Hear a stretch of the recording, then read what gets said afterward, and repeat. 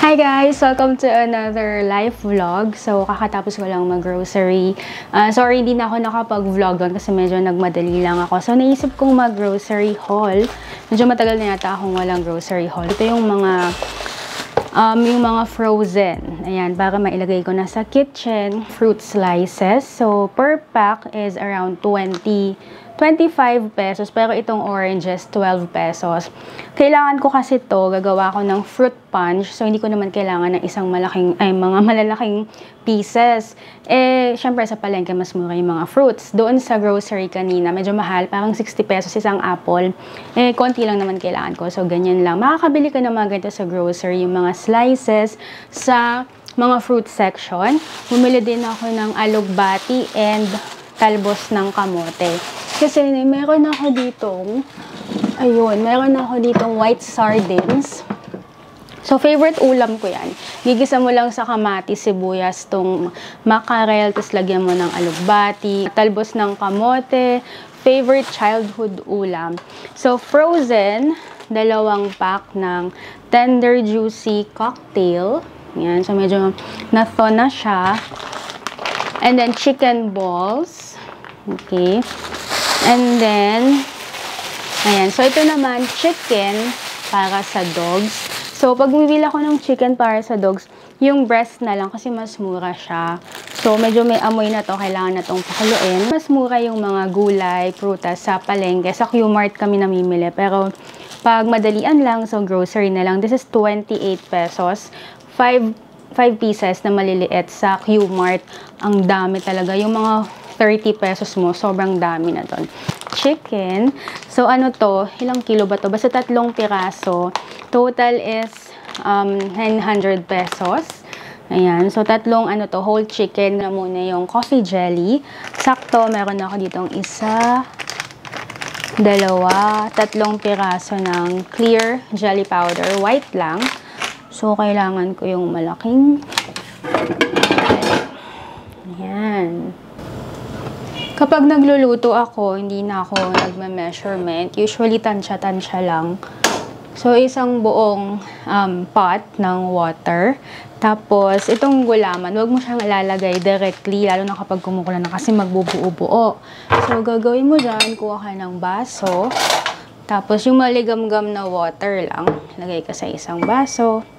Siyempre, buksan mo to.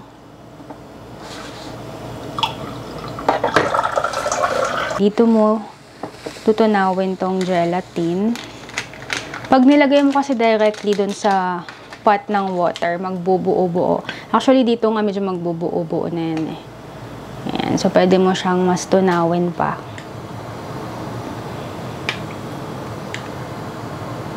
So, habang hinihintay kumulo yung water at hinihintay ding matunaw yung jelly powder, pwede mo na ding tunawin yung coffee. So, sa brand naman ng kape, walang specific kung ano yung okay sa'yo. Napansin ko lang kapag hindi ka masyadong coffee lover, may times na parang na-upset yung tiyan sa brand ng kape. Minsan kasi ganun ako, parang may nangangasim yung tiyan ko sa kape. Okay, so tunawin mo lang din sa isang baso yung kape. Like what I said, hindi ako nagsusukat talaga. So, tansya-tansya lang. Tapos, kailangan mo din ng konting white sugar. Actually, mayroon akong vlog nito dun sa kabilang channel, sa coffee jelly recipe. Mas mas formal. So, kung gusto mong panoodin, ito kasi live vlog lang. Ayan, so tutunawin ko lang yung kape.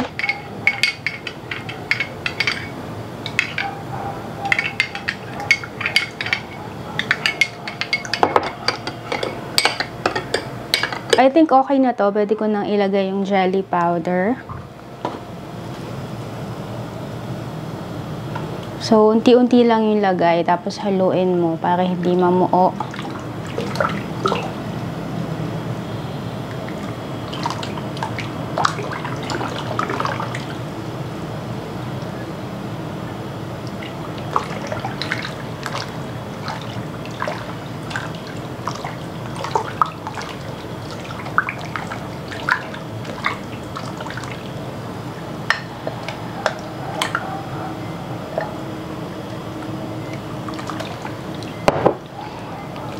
So, habang hinihintay mo pang kumulo, pwede mo na ding ilagay yung tinunaw na coffee.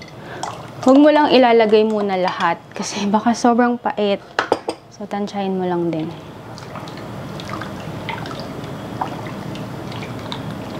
So, pag natikman mo na and tingin mo kulang pa sa coffee, pwede mo pang dagdagan unti-unti. Huwag mo lang talagang ilalahat. Tapos, pwede mo na ding lagyan niya ng sugar. Ayan. So, tansya-tansya mo lang. Isipin mo lang nagtitimpla ka ng kape sa baso, pero malaki lang yung baso mo, ganun. Tapos, wag masyadong madaming asukal kasi maglalagay ka pa ng condensed at saka cream mamaya. So, ako kasi ayoko nung sobrang tamis, yung mga dessert. Gusto ko yung ano lang, banayad lang yung lasa. So, I think okay na muna yan for now. And then, takpan. Pag gagawa ka ng coffee jelly, syempre mas okay kung malaki yung pot na gagamitin mo. Pero ito na kasi yung pinakamalaki ko. So, bantayan mo lang kasi mabilis siyang kumulo. Tapos pag kumulo, mag-overflow. Kakalat yung kalan mo. So, pag tingin mong okay na, ayan na. 1, 2, 3, 4, 5. Patayin mo na. Ayan. Diba? Malapit na siya mag-overflow. Kailangan kasi kulong-kulo din to para hindi nagtutubig tsaka hindi masyadong malambot yung gelatin mo after. So, halu-haluin mo lang din para mawala yung heat. Pwede mo itong ilipat sa container or mold para pag tumigas na siya, nag-set, mas madali kang maghiwa. Pero ako kasi ayoko na nung madaming hinuhugasan. So for me, ganun yung ginagawa ko. Pag okay na siya dyan, pinapalamig ko sa pot. Tapos dun ko na din siya hinihiwa.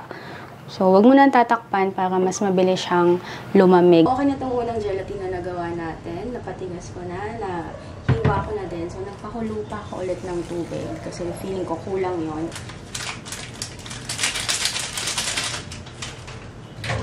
Ito pa yung ibang mga groceries. Unahin ko na dito sa harapan mga chips, Vicat, Pika, and tortillos.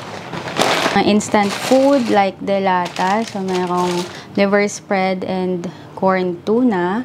Tapos, pancit canton. So, yung variant is sweet spicy. 3 piraso lang. Crackers. Ayan, ganito lang yung binibili ko para less sugar na din. So, plain lang. Wala na siyang flavor or palaman. Ganito din yung binibili ko palagi na ketchup kasi meron namang container dito. Toyo para sa adobo. Sugar-free white coffee. Pasas. Kailangan lagi ako may pasas. Favorite ko, pasas. And instant gata. So, habang nag-aayos ako ng groceries, diretso na din sa lalagyan. Nalagay ko sa ganitong container. Then, bumili din pala ako ng juice. Mas masarap yung nasa lata na 4 seasons. Pero mas mura kasi to. So, 20 pesos isang Tetra Pak. Parang konti na. Para sa coffee jelly, 2 all-purpose cream and 2 condensed. So, pag, halimbawa, gagawa ka ng coffee jelly, habang ginagawa mo yung jelly, lagay mo na agad sa ref to para, halimbawa, mabilisan lang kailangan mong gawin. Malamig na siya. Hindi mo na hintayin lumamig pa pag okay na yung jelly. So, ayan, malamig na to kasi nilagay ko sa ref pagdating.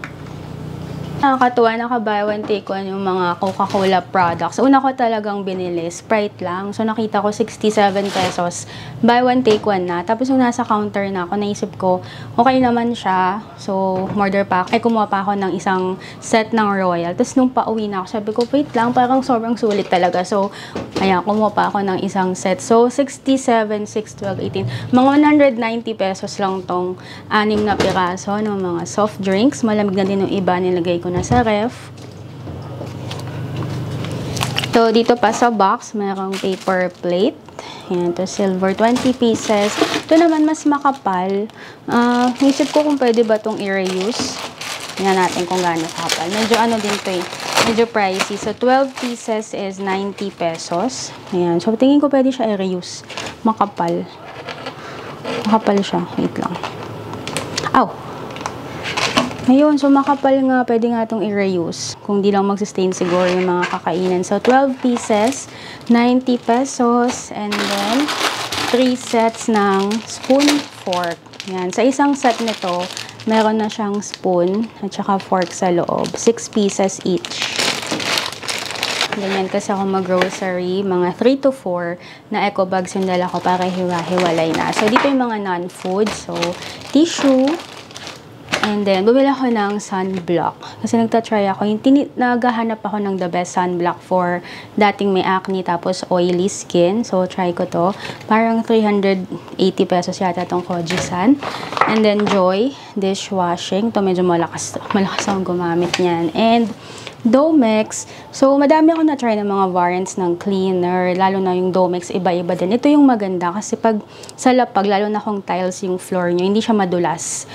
So, sobrang parang nagiging matte yung lapag nyo. Sobrang makintab, nawawala yung lagkits. Hindi siya sobrang dulas. And, isang small na garbage bag.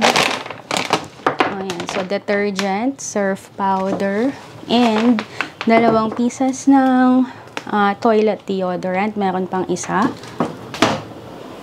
Saan yun?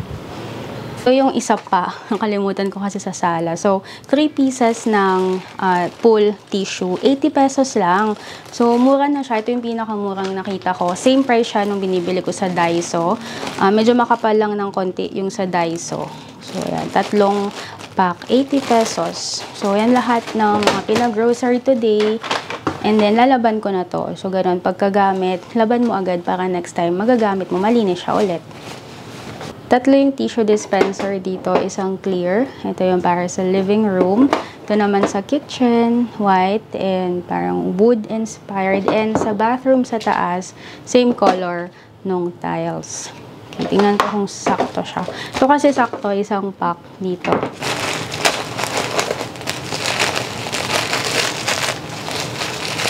Pwede rin naman, wag mo nang alisin yung plastic. Diretso mo na dito, tas butasan mo na lang sa ibabaw. Kaya lang minsan ang hirap hatakin pag may plastic.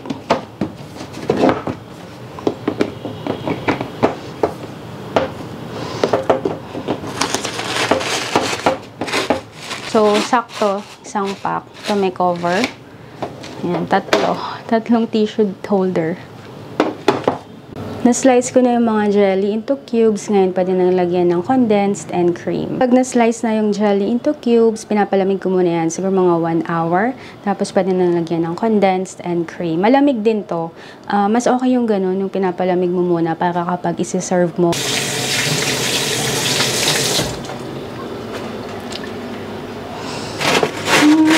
Pag na-slice mo na yung jelly, mapapansin mo na nagtutubig talaga. Huwag mo na yan tanggalin. Kasi sa experience ko, pag gumagawa ako ng mga coffee jelly or buko pandan, pag ganitong nagtutubig, tinatanggal ko. Ang ending yan, sobrang dry nung magiging jelly mo. So, wala din akong measurement nito. Pero, usually, ang ginagawa ko, pag 3 packs nung jelly, isang buong condensed. So, ito kasi 3, ito naman 2 pack.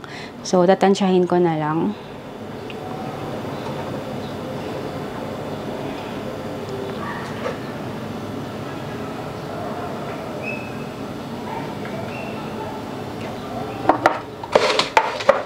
Lagay na din yung cream. Yung cream naman, kahit na isang buo, mas masarap kasi to pag mas creamy. Tsaka wala naman masyadong tamis to yung all-purpose cream. Ito yung difference pag ilalagay mo na ng malamig yung all-purpose cream. Ganyan na siya. So parang whipped cream yung consistency. Mas masarap kasi yung ganito.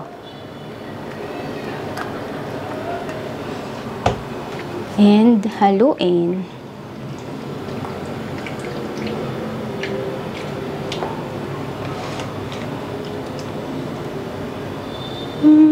Tutubig. Make me water. Nagwo-water na siya. Kulang pala yung lalagyan ko. Kaya medyo tumapon. So, ito na. Babalik ko na sa ref. Tapos, siguro mga 2 hours. Palamigin mo para pag sinerve mo sa handaan, mas masarap siya. So, that's my coffee jelly recipe.